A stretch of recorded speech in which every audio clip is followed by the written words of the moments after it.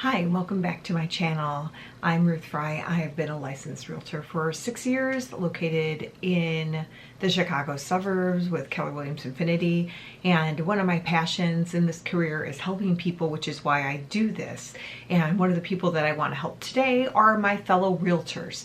Realtors, we are making mistakes, and it's becoming more and more prevalent.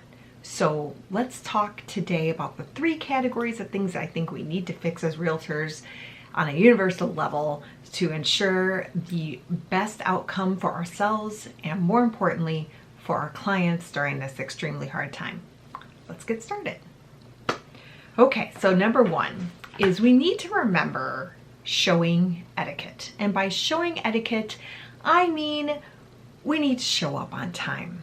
If your appointment is, you schedule an appointment to see a house from 9:15 to 10:15, don't show up at 9 o'clock and not call and just expect to be let in the house.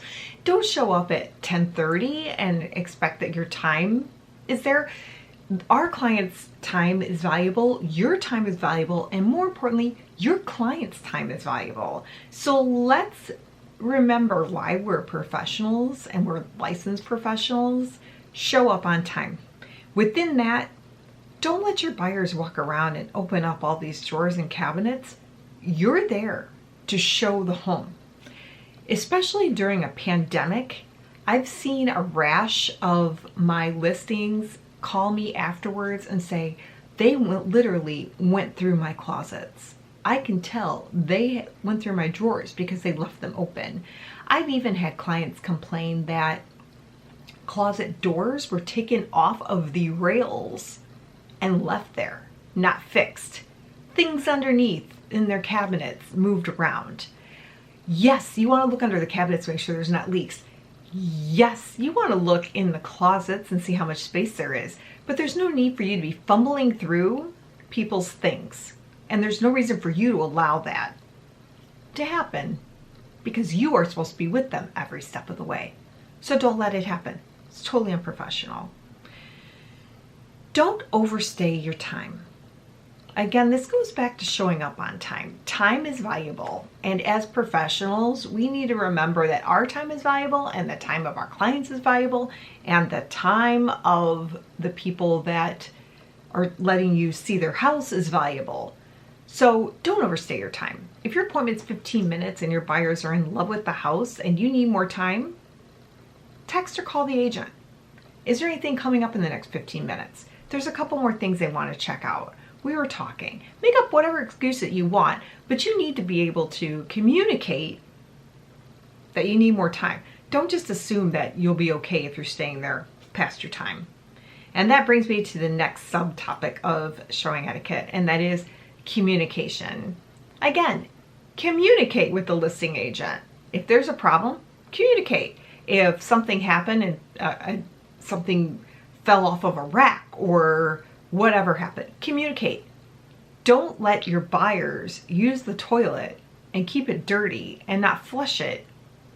And they walk outside and say, oh yeah, I used their toilet, and you don't go in there and fix it, or you don't communicate. Communicate. If you've got questions, that's what the listing agent is for. A text message, a phone call. They may be super busy and not get back to you right away, but at least you've tried, and on your end, you're doing what is necessary for your client. Number 2, subset, contracts. I think sometimes we get so busy, and in this market specifically, we might be writing like tons of contracts a day, but that doesn't excuse a sloppy contract. You need to fill out all the fields on the contract that are required. If it's required for you to put your buyer's name, address, phone number, you need to put it in. If it's required for you to put in your MLS ID or your license number, do it. If it's required for you to put in a price, do it. And that should be required. Remember that lawyers spent tons of time creating these contracts. It would just behoove you to fill out the necessary spot so that we all could get to closing. That's all we want. When you're filling out the contracts and you're leaving stuff blank, like the size of the lot or like your closing date, The MLS has most of the info that you need. Like, it'll tell you, is the washer and dryer included? Put it down. It'll tell you, is the swimming pool, hot tub, play set, gazebo, whatever included. Put it in the contract. Show you're a professional by reading what the MLS states for the contract and put it in the contract. It takes you no time, and otherwise you're just being sloppy. Because as a listing agent, if I get an incomplete contract, I'm not showing it to my clients. I'm going to tell you to fill out the contract, then send it back to me. When I have a properly filled out contract, then I can present it to my clients. Otherwise, it's a back and forth for hours with me and probably 18 other offers I'm looking at. Somebody who's filled out their contract is going to get the deal. Even if there's no other offers, I'm going to wait for you. So fill out your contracts. Communicate. Oh, that seems to be a theme here, but communicate. If you aren't sure what's included, ask the listing agent. Text them, call them, pin a 4. You can't get a hold of them, call the office and ask them if somebody can get a hold of them. It doesn't matter. Find a way to reach out to the buyer, or I'm sorry, to reach out to the seller and communicate. The seller's agent is going to help you. Communicate with the seller's agent. Number 3, and one of my major pet peeves, is your buyers. Watch your buyers. For some reason, people are not paying attention to what's going on around them, and even during the pandemic, before the pandemic, this made me itch, but they're doing it, it seems like it's more prevalent now. So don't have your buyers talk about the house in front of a Ring doorbell. My sellers will hear you. If I have sellers with a Ring doorbell, I guarantee you that Ring doorbell, just like everybody else's, goes off when somebody's there. And when somebody rings the bell just to check to make sure no one's in the house, or they're opening up the door, the camera turns on, and then you may be seeing a light. That means we're watching. You cannot be doing the proper service with your clients if you are allowing them to have conversations about the home, possible offers, or whatever in front of the Ring doorbell. You're being recorded. Always assume you're being recorded. Even if there's not notification you're being recorded, look around, look at the surroundings around you. Don't talk about the house. Inside the house, wait till you get out more to the sidewalk. Don't point and do gestures, and don't do that.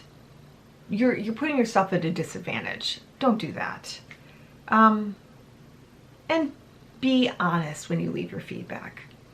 Things like, it's always helpful to leave feedback, and I understand why people don't. People always say, well, no feedback is feedback. And in a way, yes. But here's the deal. We're all here to help each other, and that's what feedback is about. If feedback is for me to help you sell your home, for you to help me sell my home, for me to help you, we're in this together.